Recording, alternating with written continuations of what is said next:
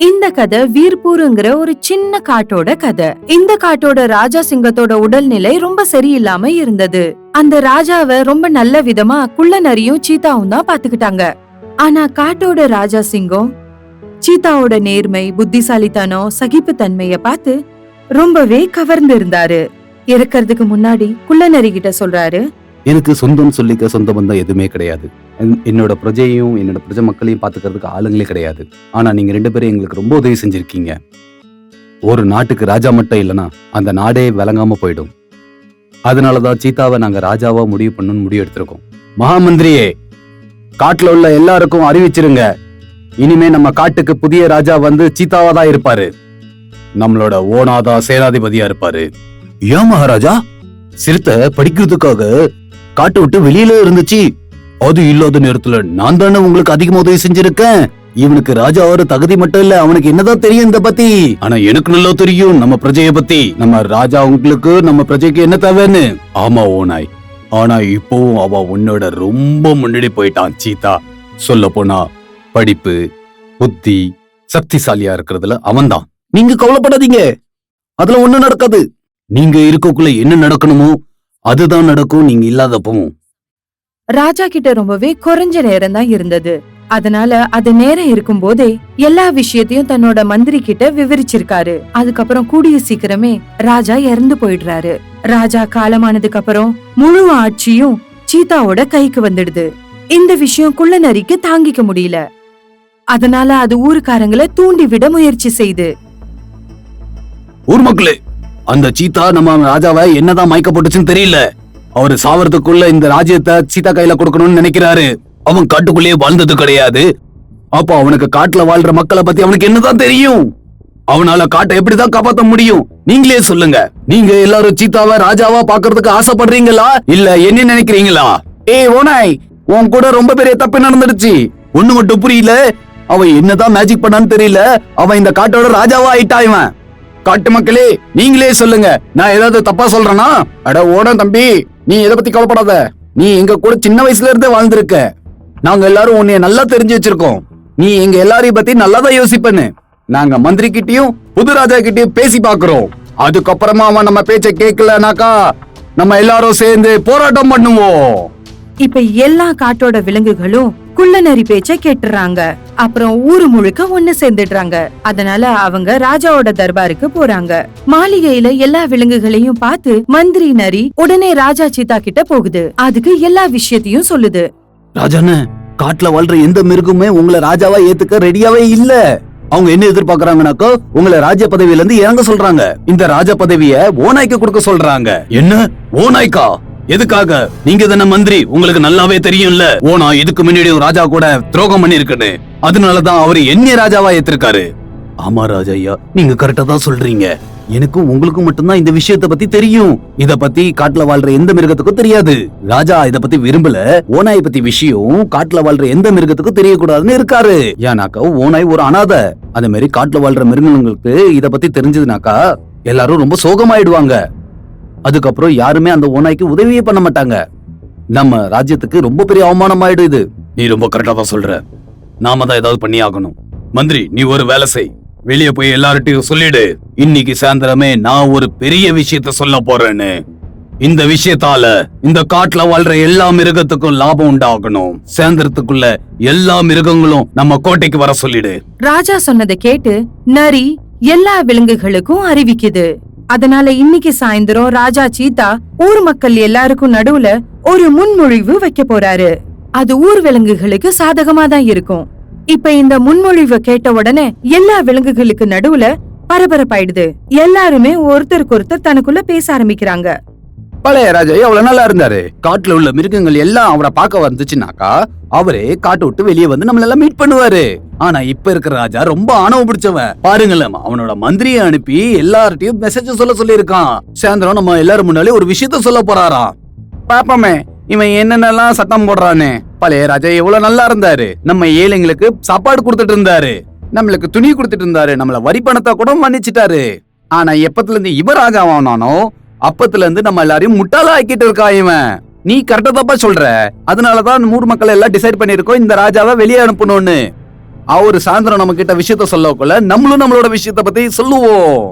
நம்ம விஷயத்த கேட்டு அவரு ஓனாயை தவிர வேற யாருமே ராஜாவா ஆக்க கூடாது. காட்டோட எல்லா விலங்குகளும் சேர்ந்து ஒரு முடிவு செய்யறாங்க. அதாவது அவங்களோட ராஜா குள்ளநரியா தான் இருக்கும். சாயந்தரம் காட்டோட எல்லா விலங்குகளும் ராஜ தர்பார்ல ஒண்ணு கூடுறாங்க. அங்க ராஜா சீதா அவங்க எல்லாருக்கும் நடுவுல வராரு. காட்டோட எல்லா விலங்குகள் கிட்டயும் பேசுறாரு. நான் ஒரு விஷயம் உங்க எல்லார்ட்டையும் சொல்ல வந்திருக்கேன். நான் இந்த ஊருக்குள்ள ஒரு ஸ்கூலை கட்டலான்னு ஆசைப்படுறேன். காட்டுல உள்ள எல்லா மிருகங்களும் யார் யாரெல்லாம் போருக்காக ரெடி ஆகணும்னு நினைக்கிறாங்களோ அதுக்கு சம்பந்தமான படிப்பை படிக்கணும்னு ஆசைப்படுறவங்க யாரு வேணாலும் இந்த ஸ்கூல்ல வந்து ஜாயின் பண்ணிக்கலாம். காட்டுல உள்ள எல்லா வாலிப மிருகங்களும் எல்லாருக்கும் படிப்பு சொல்லி கொடுக்கணும். ஊர்ல உள்ள எல்லா வீரர்களுக்கும் இது ஒரு நல்ல சந்தர்ப்பம் அவங்க திறமையை காட்டுறது. ரெண்டாவது விஷயம், இனிமே ஏழைங்களுக்கு மாசத்துக்கு ஒரு தடவை சாப்பாடு கொடுக்க மாட்டேன். அதுக்கு மாறா மாசத்துக்கு நான் எல்லா மிருகத்துக்களுக்கும் ஒரு ரேஷனே போட்டு கொடுத்துருவேன். அப்புறம் மூணாவது விஷயம், இதை கேட்டு நீங்க எல்லாருமே சந்தோஷமாக போறீங்க. ராஜா சார், நாங்க அன்னைக்குதான் சந்தோஷமா இருப்போம். நீங்க என்னைக்கு சொல்றீங்களோ நீங்க இந்த பதவியை விட்டுட்டு ஓனாயா ராஜாவா ஆக்குறேன்னு என்னைக்கு சொல்றீங்களோ, ஏன்னா நீங்க இதுக்கு திறமையான ஆள் கிடையாது. நீங்க எவ்வளவு சீக்கிரம் இந்த விஷயத்தை தெரிஞ்சுக்கிறீங்களோ அவ்வளவுக்கு அவ்வளவு உங்களுக்கு தான் நல்லது. நீங்க சரியாதான் சொன்னீங்க. அதனாலதான் நானும் ஒரு முடிவு பண்ணிருக்கேன். இந்த ராஜ பதவியை எல்லார் கையில தூக்கி கொடுத்துட முடியாது. நான் இங்க இருந்தது இல்ல, அதனாலதான் எனக்கு இங்க யாரு என்னன்னு எதுவுமே தெரியாது. அதனாலதான் நான் யோசிச்சிருக்கேன். நீங்க எல்லாரும் சொல்றதுனால ஒரு நாளைக்காக ஓனாயா ராஜாவா ஆக்குறேன். இந்த ஒரு நாள்ல இவன் பண்ற விஷயம் எல்லாம் உங்களுக்கு எனக்கு நல்லதா பட்டுச்சுன்னா, இந்த ஓனா சரியான வேலை செய்யுதுனாக்கா அதுக்கப்புறம் உள்ள முடிவு உங்க எல்லார் கையிலயும் தான் இருக்கும். அதுக்கப்புறம் நீங்க ஓனாயா ராஜாவை பண்ணுங்க, இல்ல என்னைய.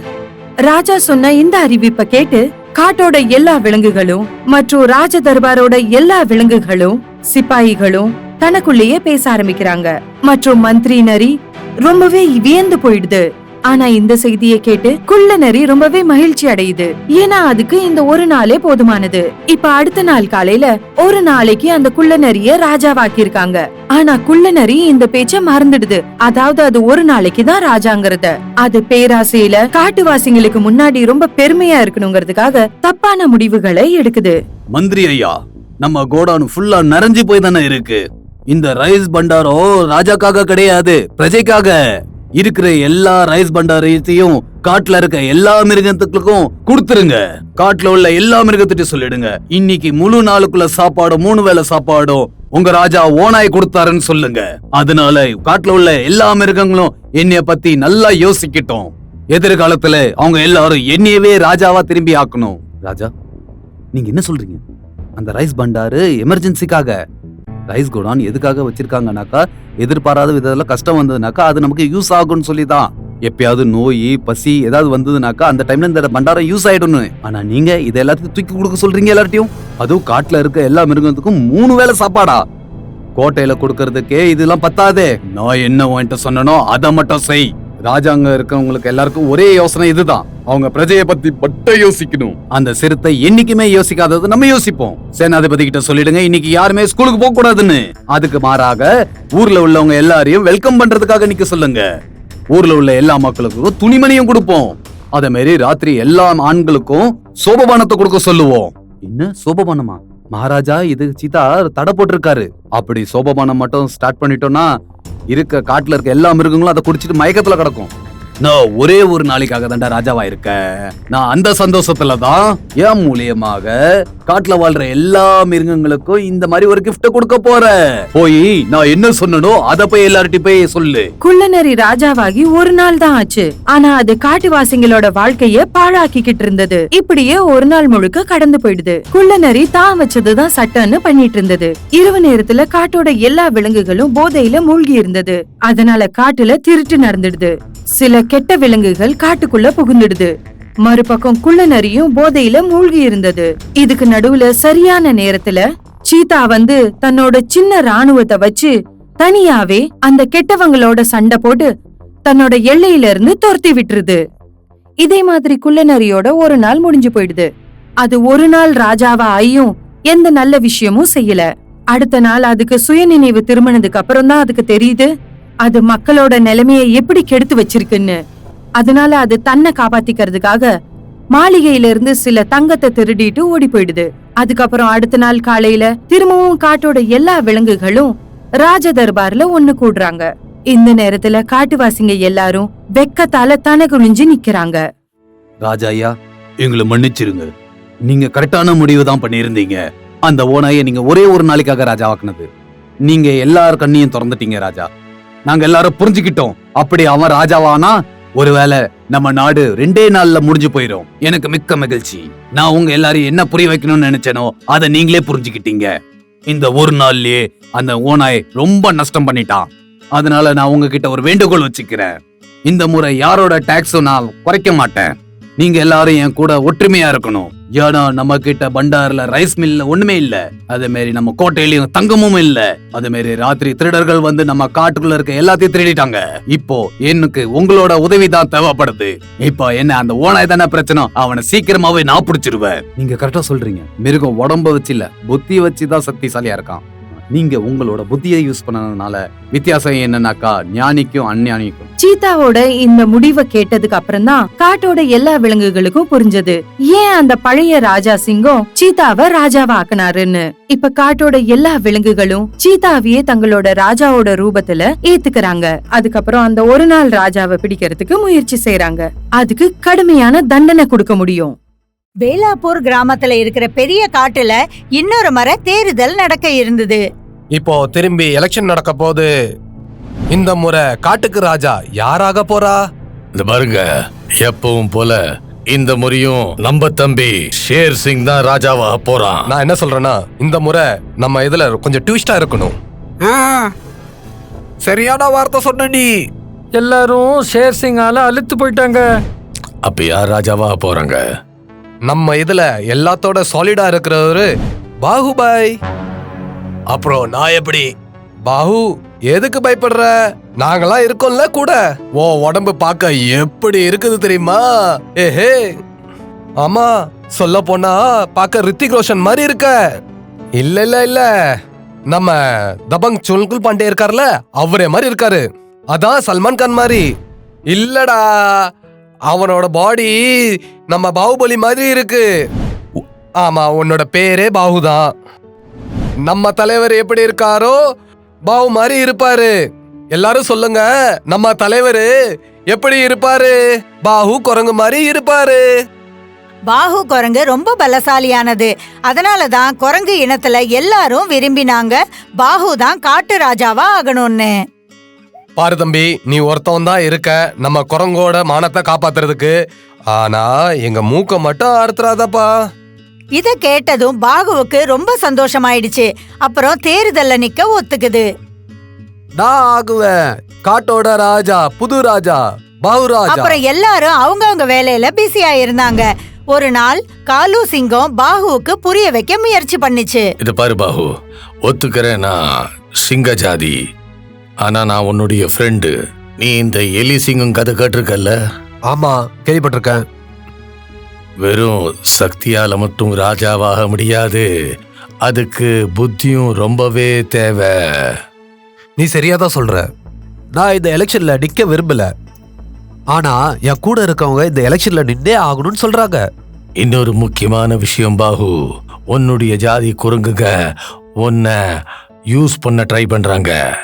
அது மட்டும் இல்ல, உன்னை சிக்க வைக்க பாக்குறாங்க. அப்படின்னா? அதாவது நீ ஜெயிச்சு ராஜாவாகின பிறகு அவங்க உன் மூலமா அவங்க நினைத்ததை சாதிப்பாங்க. அப்புறம் பாகு, நீ பார்க்க சக்திசாலியா இருந்தா கூட நீ உண்மையா இல்ல. என்ன சொல்ற நீ?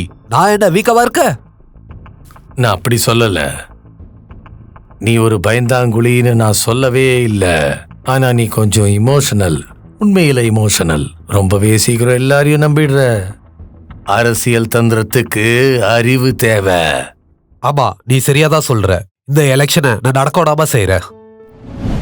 பாகு தன்னோட குரங்கு இனத்துக்கு தான் தேர்தல்ல நிக்க முடியாதுன்னு புரிய வைக்குது. அம்மா, உனக்கு என்னாச்சு? பாகு எல்லாருக்கும் காலு சொன்னதை சொல்றான். உன்னைய இந்த இடத்துல இருந்து விரட்டுறதுக்காக அவங்க போட்ட பிளான் இது. ஷேர் சிங் தான் இவன்கிட்ட ஏதோ குண்டக மண்டகமா சொல்லியிருக்கான். ஆமா ஆமா, நீ இவங்களை பத்தி உனக்கு ஒண்ணுமே தெரியாது. இவங்க இந்த மாதிரி பிளான் போட்டு நம்மளுக்குள்ளே சண்டை வர வைக்க பாக்குறாங்க. நாங்களாம் உன்னைய பத்தி நல்லா தான் நினைச்சிட்டு இருந்தோம். நீ இந்த காட்டுக்கு ராஜா ஆகணும், அதே மாதிரி நல்ல பேர் வாங்கணும்னு. உனக்கு பிடிக்கலன்னா சரி, என் பேச்ச கேளு. எலெக்ஷன்ல நீ நில்லு, நீ தான் ஜெயிப்ப. ராஜா ஆகுற எல்லா தகுதியும் உனக்கு இருக்கு.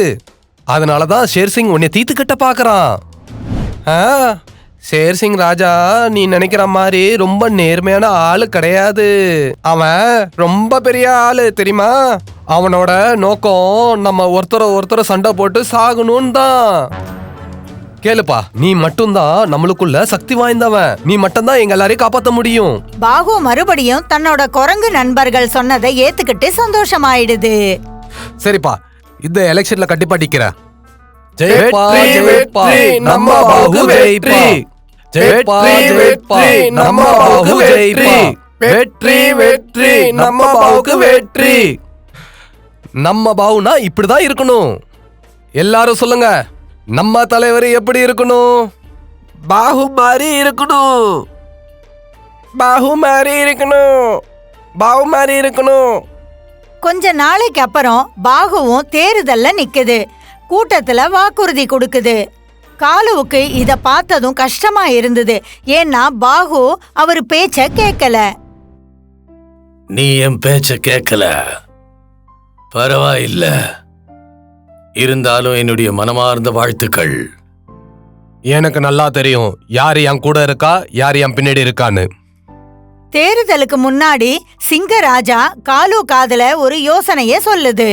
ஆனா எப்படி ஆச்சுன்னா, நான் என்ன சொன்னனோ அத மட்டும் நீ ஃபாலோ பண்ணா போதும்.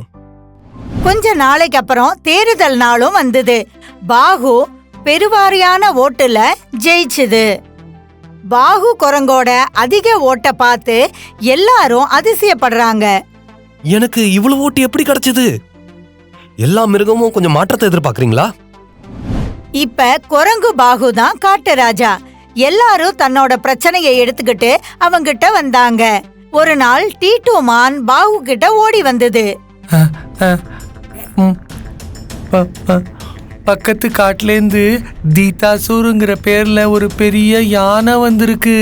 அது எல்லாரோட வீட்டையும் அழிச்சிருச்சு.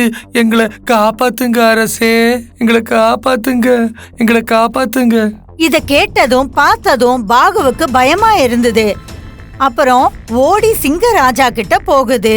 சிங்கத்துக்கிட்ட எல்லா பிரச்சனையும் சொல்லுது. எங்களையும் இந்த காட்டையும் காப்பாத்திருங்க ராஜா. நான் இப்போ மகாராஜா இல்ல, நீ தான் இந்த காட்டுக்கு ராஜா. நீங்க தான் எப்படியாவது எங்களை காப்பாத்தணும். எங்களை எப்படியாவது நீங்க காப்பாத்திருங்க. அதுக்குள்ள தேத்தாசூர் பாதி காட்டை துவம்சம் பண்ணிடுச்சு. தீதாசூர் போயிடுங்க இருந்து, இது என்னோட காடு. ஆனா தேத்தாசூர் ரொம்ப பலசாலி. அது பாகுவ குளத்துல தூக்கி எறிஞ்சது. பாகு தன்னோட நண்பர்களுக்கு குரல் கொடுத்தான். மோன்டி, மோனு, டிங்கு, என்னை காப்பாத்துங்க. பாகு பலசாலி தான், ஆனா அதோட பலம் மனோபலம்.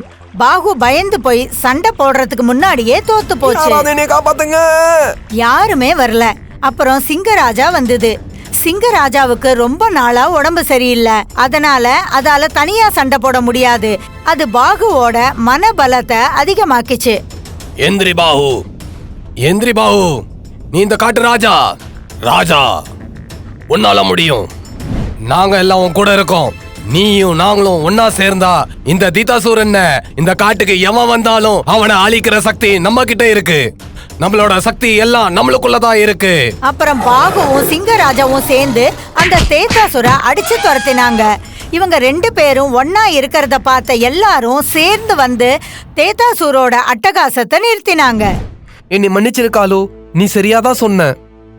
ஆனா நீ என் பேச்ச கேட்டுதான் ராஜாவான. சிங்கராஜாவோட பேச்சு கேட்டுதான் மிருகங்களோட ஓட்ட உனக்காக போட வச்சேன். எனக்கு உடம்பு முடியல, அதனாலதான் நான் நினைச்சேன் இந்த காட்டை நீ தான் சமாளிக்கணும்னு. பாஹு, நீ ரொம்ப சக்தி வாய்ந்தவன், அப்புறம் நீ புத்திசாலியும் கூட. இப்போ நீ இந்த காட்டோட ராஜா வேற. இனிமே நீ எதுக்கும் பயப்படவே கூடாது. பாஹு, எங்களை மன்னிச்சிருப்பா. இது எல்லாம் உண்மைதான். நாங்க எல்லாம் உன்னை யூஸ் பண்ணணும்னு தான் நினைச்சோம். ஆனா இப்போ நாங்க இந்த தப்பெல்லாம் உணர்ந்துட்டோம். மகாராஜ் ஷேர் சிங், நீங்களும் எங்களை மன்னிச்சிருங்க. உங்க இடத்த நீங்க வச்சுக்கோங்க. நீங்க தான் எங்களோட மகாராஜா. சரியா சொன்ன பாஹு. எல்லாரும் சொல்லுங்க, நம்ம ராஜா எப்படி இருக்கணும்? ஷேர் சிங் மாதிரி இருக்கணும். இப்ப எல்லாருக்கும் புரிஞ்சுது, மனோபலத்தோட சேர்ந்து புத்திசாலித்தனம் மற்றும் தன்னம்பிக்கையும் ரொம்ப முக்கியம்னு. காட்டு ராஜா சிங்கமா தான் இருக்க முடியும். உங்களுக்கு இந்த வீடியோ பிடிச்சிருந்தா மறக்காம எங்களோட சேனலை சப்ஸ்கிரைப் பண்ணுங்க. மறக்காம லைக்கும் ஷேரும் பண்ணுங்க. ரொம்ப நன்றி.